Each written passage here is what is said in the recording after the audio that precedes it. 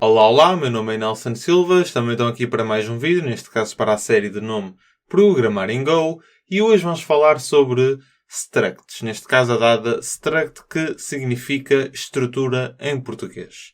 E o que são as structs? Basicamente, as structs, neste caso estruturas, são quase iguais às classes, no entanto, são um pouco mais limitadas em relação a outras linguagens de programação. As seguintes diferenças são então: uma estrutura não pode declarar um construtor padrão, ou seja, um construtor sem parâmetros. Quando uma estrutura é atribuída a uma nova variável, todos os seus dados são então copiados e qualquer modificação na nova cópia não é refletida na estrutura original. As estruturas são também do tipo valor e as classes são do tipo referência. Uma estrutura pode implementar interfaces e uma estrutura pode tomar valor de um valor nulo, ou seja, null, como preferirem. Basicamente, a parte teórica está então dada relativamente às dadas structs, às dadas estruturas, e o que vamos começar agora por fazer é então a declarar uma determinada estrutura com apenas um atributo. Para isso, vamos então para a raiz do próprio código, portanto, linha 4, 2 enters e agora na linha número 5. E vamos escrever o seguinte, neste caso, type, ok? Vamos chamar aqui em capital case de estrutura a nossa struct, fica mais fácil de entender. Vamos confirmar que é então uma dada struct, abrir chavetas e tal como eu vos disse, vamos apenas colocar um determinado atributo. Atributo este que será então de nome número e que tem como tipo então será um número inteiro, portanto o tipo será int. Feito isto, temos então a nossa estrutura criada, sem qualquer tipo de método. Quem diz método diz também função, tem muito a ver e a sua forma de declaração, a sua assinatura, etc. é realmente idêntico. E agora o que nós vamos fazer é então passar diretamente para o próprio main e vamos começar por criar aqui duas estruturas baseadas nesta que acabamos de criar. Portanto, será, por exemplo, a estrutura A e a estrutura B. A única diferença é que numa vamos enviar então um determinado valor para preencher o determinado atributo número e noutra não vamos enviar qualquer tipo de informação. Portanto, estrutura, vamos colocar aqui um A, toma valor de quê? Basicamente o que acabamos de criar, que é então a dada estrutura.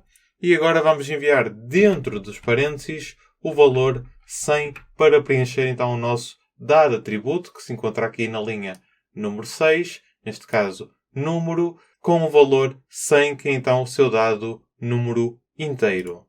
Continuando, e agora sem ainda utilizar a dada estrutura, vamos então fazer o seguinte: estrutura B, que tal como eu vos disse, vai ser baseado na mesma estrutura, portanto estrutura, e não vamos enviar qualquer tipo de informação para preencher o dado atributo. Vamos colocar apenas aqui um espaço.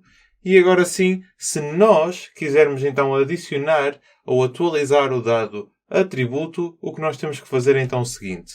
Portanto, estrutura, como nós não enviamos nada, podemos sempre fazer isto mais tarde. Portanto, estrutura B e agora ponto.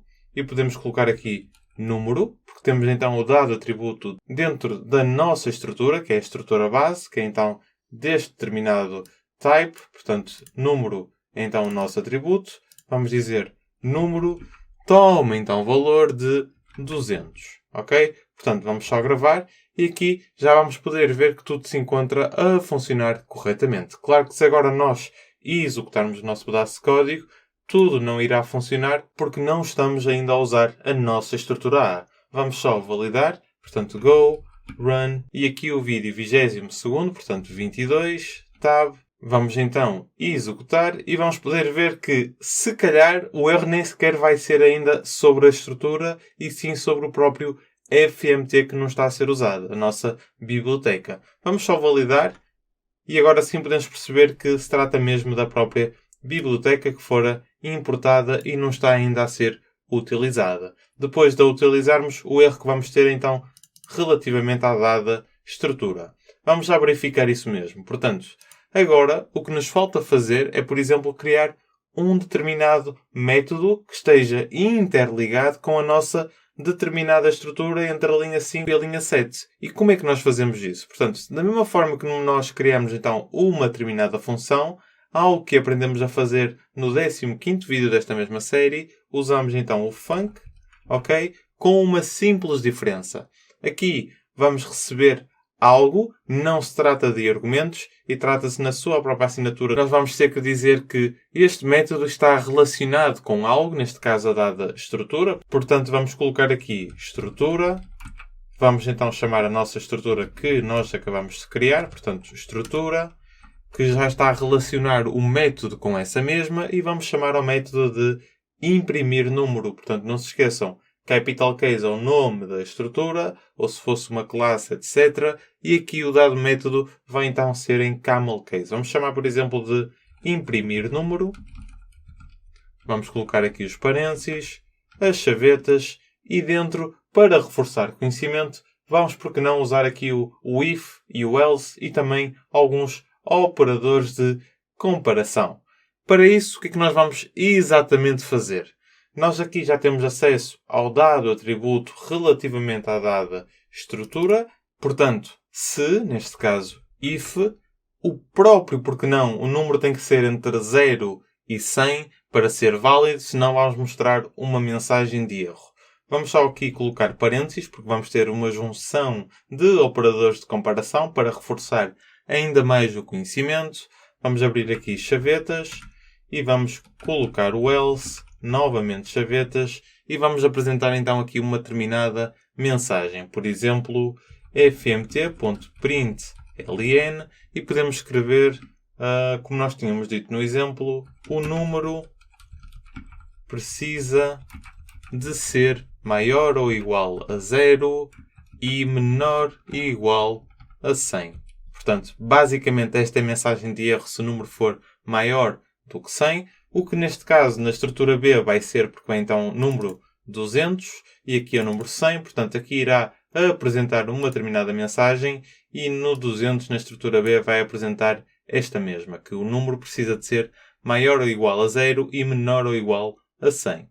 Portanto, vamos só aqui colocar a determinada mensagem, por exemplo, fmt.printf, ok? Porque vamos usar aqui uma dada posição, número, toma valor do número inteiro, ok? Colocar o /n, não esquecer que é mesmo muito importante, e depois estrutura.número, que é então a estrutura que estamos a usar ao chamar este determinado método. Portanto, estrutura.número, e agora só temos que adicionar aqui a nossa determinada condição, que vai ser uma união.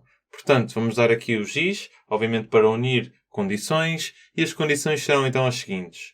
Estrutura, que é basicamente a mensagem que está em baixo, que precisa de ser maior ou igual a 0. Portanto, estrutura.número maior ou igual a 0, e para uni-las, estrutura.número tem que ser então menor ou igual do que 100 ao mesmo exato tempo, ok? Daí a união ser com 2 is comerciais. Vamos então gravar. Vamos só verificar que, visto o próprio FMT já estar a ser importado e utilizado, o erro terá que ser relativamente à própria estrutura A. Portanto, executar novamente, seta para cima, Enter, e podemos ver que a estrutura A é então declarada, mas não está a ser usada. E o que é que nós podemos fazer então? Basicamente, o que nós vamos fazer é então estrutura, que agora já temos um método de nome imprimir número. Vamos chamar então imprimir número, abrir e fechar, e agora sim vamos executar novamente. E a mensagem que nos vai aparecer é então que número é 2 pontos correspondente a 100. Isto porquê? Que, visto o próprio número ser então menor, neste caso é apenas igual a 100, esta condição é então verdadeira e, portanto, vamos entrar diretamente dentro do próprio if e não dentro do próprio else. No entanto, e visto termos aqui o número 200, que é então não igual a 100, vamos então ter o outro tipo de output, que neste caso o número precisa de ser maior ou igual a 0 e menor ou igual a 100. Portanto, estrutura b.imprimir número, vamos só remover esta linha a mais, vamos só gravar e executar, e o output que vamos ter é então Para a estrutura A, temos então número 2.100 e para a estrutura B, que neste caso tem o valor de atributo de 200, o número precisa de ser maior ou igual a 0 e menor ou igual a 100. Portanto, tudo aqui está a funcionar. Obviamente que espero que tenham compreendido aqui como é que se trabalha com estruturas. Claro que existem 1001 exemplos e agora o importante é reforçarem todo este e qualquer outro conhecimento que vocês tenham. Portanto, espero que estejam realmente a ter um belíssimo dia e a aproveitá-lo da melhor forma possível. Não se esqueçam de seguir as redes sociais, que é mesmo muito importante estarem a par de tudo o que vem a sair, seja de publicações, do próprio blog, o próprio código que está disponível no GitHub. Não se esqueçam também de colocar o sininho para receberem as notificações relativas aos próximos vídeos que irão sair desta e ou de outras séries. Não se esqueçam de subscrever, de deixar o vosso like e, como sempre, já sabem, Happy Coding!